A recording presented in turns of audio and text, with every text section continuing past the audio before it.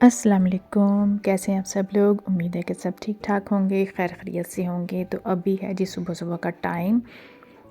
गुंगे को ना मैं नाश्ता देने जा रही थी। वो रोज़ ही सुबह-सुबह बेचारा इतनी ठंड में आ जाता है ना, तो सबसे पहले मैंने उसी के लिए नाश्ता बनाया। वो बहुत आराम से और देर से खाता है ना, तो फिर बाकी तो हमारे आज छुट्टी थी सबकी। तो मौसम का हाल देख लें, वैसे का वैसा ही है, वैसे का वैसा नहीं, बहुत ज़्यादा ठंड हो गई। इतनी ज़्यादा ठंड हो गई है कि जैसे ना कुल्फ़ी बनने वाली बस रह गई है, इतनी ज़्यादा ठंड हो गई है। और कोई फ़र्क ही नहीं पड़ रहा, पता नहीं इस दफ़ा क्या होगा। हर तरफ ही इतना कोहरा जम जाता है ना, इतना ज़्यादा जम जाता है कि सुबह-सुबह पानी को भी हाथ नहीं लगता। थोड़ा-सा पानी गर्म करके फिर ही बर्तन धोने पड़ते हैं। अच्छा, जितनी ज़्यादा सर्दी हो गई ना, उसी मौसम में हमारा गीज़र ख़राब हो गया। पता नहीं इसको क्या मसला हो गया। जब हमने थोड़े दिन पहले स्टार्ट किया था ना, बहुत अच्छा काम कर रहा था। लेकिन अचानक से ना 1-2 दिन हो गए, इसके अंदर जो सेल वाली जगह होती है ना, वो उसने काम करना बंद कर दिया। ना इसका बटन ऑन हो रहा था, ना इसका पानी गर्म हो रहा था। तो बहुत ही मुश्किल हो गया था हमारे लिए।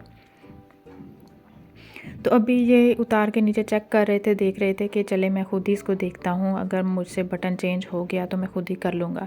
अच्छा, जैसे तैसे करके ना हमने इसका बटन चेंज कर लिया। अच्छा, उसके बाद फिर हमने इसको लगाया, 1-2 हाथ बिल्कुल भी काम नहीं कर रहे थे, उँगलियाँ सुन्न हो चुकी थी ना। और ये उसी दिन दोपहर का ही है शायद। मैंने रात को बनाए थे चने, वाइट चने, और साथ में बना लिए मैंने चावल अपने लिए, और आसम के लिए मैं बना रही हूँ अभी पराठा।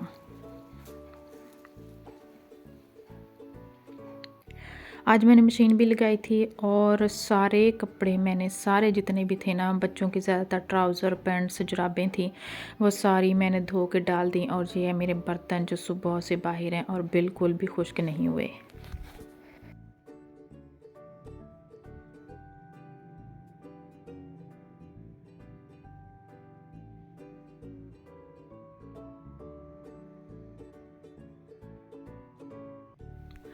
अभी मैंने इनको बाहर तारों पे डाल दिया है। जब तक बाहर काम कर रही हूँ किचन में, यहीं पर रहेंगे, और उसके बाद उतार कर इनको मैं बरामदे में रख दूँगी। बिल्कुल भी नहीं सूखने। आज तो ज़रा भी धूप नहीं निकली। ड्राई कर भी लेना तो फिर भी इसको ना हवा लगनी और धूप लगनी ज़रूरी है। हवा तो बिल्कुल लग रही है, लेकिन धूप बिल्कुल नहीं लग रही। अच्छा, ये मैंने जो साथ में चने गरम कर लिए, बहुत ज़्यादा भूख लग रही थी, और चावल भी मेरे तकरीबन ना रेडी हो चुके थे। तो इतनी भूख लगी थी। ये कल का मेरा प्लान था ना, मैं चने और चावल साथ में बॉयल करूँगी, लेकिन किसी वजह से मैंने नहीं किए, रह गए। तो आज सिर्फ मैं घर पे थी और आसम था ना, तो फिर मैंने अपने लिए चावल बना लिया और उसके लिए मैंने पराठा बना लिया, और साथ में जग में पानी गर्म कर रही हूँ। ठंडा पानी तो बिल्कुल भी नहीं पी होता। सुबह, दोपहर और शाम में लाज़मी एक जग ना पानी का गर्म कर लेती हूँ। अभी मैं खाना खाऊँगी, खाना खाने के बाद भी, अच्छा, जब तक खाना इंसान नहीं खाता ना, तो कोई सर्दी का एहसास नहीं होता। जैसे ही खाना खा लेते हैं, इतनी ज़्यादा ठंड लगती है ना कि जैसे ना हड्डियाँ आपस में ही बज रही हों। अच्छा, यहाँ पर आसिम को मैंने चावल दिए, लेकिन उसने नहीं खाए, लेकिन अब मैं खुद ही खा रही हूँ चावल, और आसिम खा रहा है पराठा, और उसके साथ हम टीवी एंजॉय कर रहे हैं। टीवी पर शायद सीआईडी लगा हुआ था, और उसके बगैर तो आसिम का दिन नहीं गुजरता।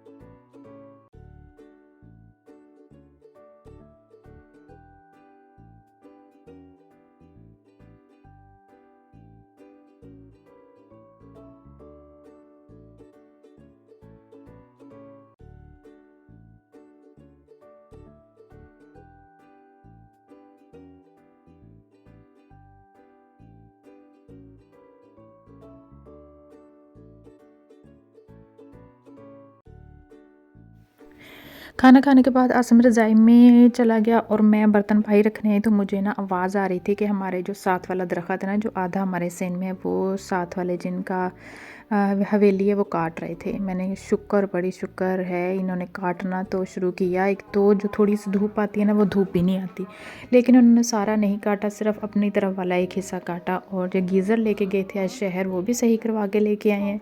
हमारे गांव में ना कोई भी मैकेनिक नहीं है कि जिसको ना हम फ़ौरन ही बुला लें और ऐसी चीज़ें सेट करवा दें। हमें स्पेशल ही शहर से किसी को बुलवाना पड़ता है, और इतनी ठंड में कोई भी नहीं आता। पर जी वो खुद ही इसको सेट करने में लगे हुए थे और जे फिर भी हमसे सेट नहीं हुआ। एक दो चीज़ें ना इसकी फिर भी हमसे टूट गई।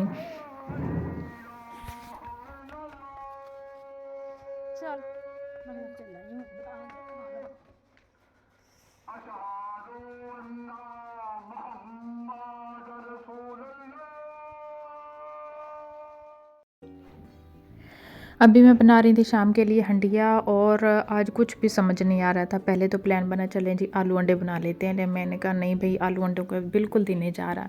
तो मैंने यहाँ पर ना सिर्फ आलू ही आज आलू की कतलियाँ से आलू गोल गोल काट के ना तो इन्हीं की मसाले वाली एक छोटी सी कढ़ाई आलू कढ़ाई बनाऊँगी और ये साथ में मैंने सारी चीज़ें भी काट के रखी हुई थी।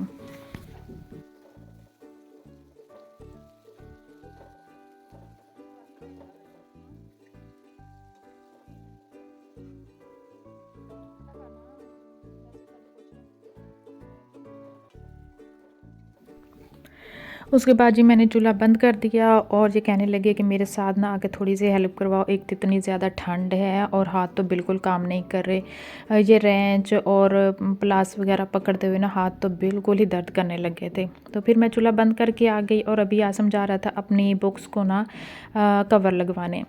तो यहाँ पर मैं इनके साथ हेल्प करवाने लग गई और इतनी देर में जी ज़ोहर की नहीं मगरिब की अज़ानें भी स्टार्ट होने वाली थी और मैं इनसे कह रही थी कि आप खुद ही कर लें, आज ना मेरी हंडिया की देर हो जाएगी।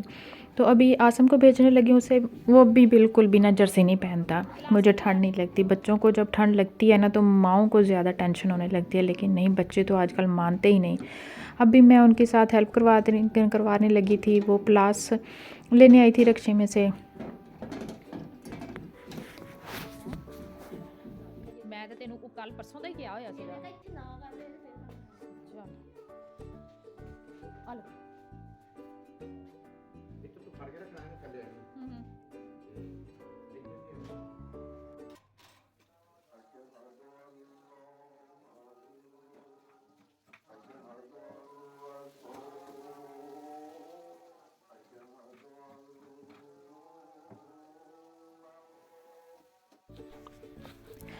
अभी मगरिब की अज़ान हो रही थी, इसलिए ना मैंने बिल्कुल ही साइलेंट हो गई कि चलें जी मगरिब की अज़ान हो रही है, ये सुन लें। अच्छा उसके बाद फिर मुझे छत पे जाना पड़ा। ऊपर का वॉल जो बिल्कुल ही हमारे ड्रम से पानी नीचे आता है ना वो भी बंद करना पड़ा और जो हमारा बिल्कुल ही नीचे वाला सेहन में वॉल लगा हुआ है ना उसे भी बंद करना पड़ा। आज हमारे पड़ोसियों ने भी मशीन लगाई थी, देखें हर तरफ ही कपड़े कपड़े हो गए थे। तो यहाँ पे ऊपर से वॉल बंद किया, नीचे से बंद किया, सारी टूटियाँ बंद की और उसके बाद फिर हमने चेक किया तो वो फिर गीज़र थोड़ा थोड़ा ना लीक कर रहा था। यहाँ पर मेरी तकरीबन आलू कढ़ाई भी बन चुकी थी और माशाल्लाह इतनी मज़े की और कलरफुल बनी थी ना, क्या हा देखते ही मुँह में पानी आ गया। उसके बाद जी हमने सब ने खाना शाना खाया और मुझे आज ना कपड़ों की टेंशन लगी कि अगर रात को बाहर रह गया ना तो सुबह को जो धुंध पड़ती है ना दोबारा कपड़े दोबारा गीले हो जाएंगे। सूखने तो है नहीं थे और गीले हो जाने थे। बस मैंने अभी चाय रखी थी पकने के लिए ऊपर, तो मैं यहाँ पर आ गई थी सारे अपने कपड़े उतारने के लिए। कोई जगह ही नहीं थी, इतने सारे कपड़ों को कहाँ मैं डालती। एक तो इतने गीले कपड़े थे कहीं भी नहीं रख सकती थी। ड्योड़ी में एक चारपाई डाली और उसी के ऊपर मैंने सारे कपड़े डाल दिए। तो अभी हस्बैंड बाहर से मूँगफली लेके आए थे, बाहर रिक्शे वाला बेच रहा था तो वहाँ से मूँगफली लेके आए और साथ में गुड़ ने लेके आए क्योंकि मूँगफली गुड़ के साथ ही अच्छी लगती है। अभी यहाँ पर मैंने सारे कपड़े एक करके सारे फैला दिए थे और मेरे हाथ देख के, एक तो ठंड ऊपर से ठंडे कपड़े उतारे, मेरे हाथ बिल्कुल ही रेड हो गए।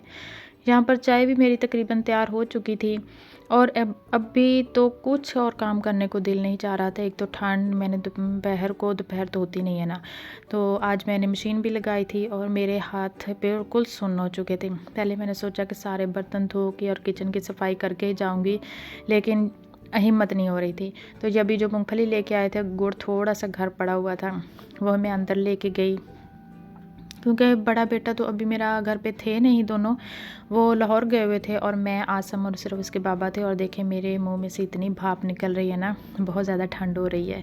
बस ये वाला जो टाइम होता है ना, दिल करता है बस जल्दी जल्दी सारे बाहर के काम ख़त्म करें और अंदर चले जाएं। अभी यहाँ पर बैठी, मैं बाहर सोफ़े पे बैठी तो इतने ज़्यादा मेरे पाँव सूज चुके थे ना, मेरी उंगलियाँ भी सूज गई थी पाँव की, कि मैं सॉक्स के बगैर कोई जूता पहन ही नहीं सकती, इतनी मेरी उंगलियाँ सूज गई थी। और अगर नंगे पाँव चलूँ ना तो बिल्कुल पाँव में बहुत ज़्यादा पेन होती है। आप भी कमेंट करके बताना किस किस के पाँव इन सर्दियों में ना खासकर उंगलियां सूज जाती हैं। हर सीज़न में तकरीबन हर साल इसी मौसम में ना मेरी उंगलियां सूज जाती हैं। शुक्र है हाथों को कुछ नहीं होता। अगर हाथ भी मेरे सूज जाए ना तो फिर तो बिल्कुल ही मैं ना चारपाई पे ही आ जाऊँ। कोई काम जब हाथों के साथ ही सारे काम करने हैं तो हाथ ही जब किसी काम के ना रहें तो कोई तो बंदा बस मफलूज ही हो जाता है ना। यहाँ पर अभी मैं चाय ठंडी करके आसम को दे रही थी और ख़ुद भी मैंने पी। उसके बाद हमने मूंगफली खाई। ये थी मेरी आज की छोटी सी वीडियो। उम्मीद है कि आपको पसंद आएगी। पसंद आए तो लाइक सब्सक्राइब ज़रूर कीजिएगा और दुआ करें कि ये ठंड वाला मौसम ना जल्दी ही ख़त्म हो जाए, क्योंकि ये मरी वाले लोगों का ही हौसला है जो इतनी ठंड बर्दाश्त करते हैं। हम लोगों से नहीं होती भाई, हमें तो वो अपना सूरज वाला मौसम ही चाहिए। तो मिलते हैं कल किसी नई वीडियो के साथ, किसी नई टॉपिक के साथ। खुदा हाफिज़, बाय बाय।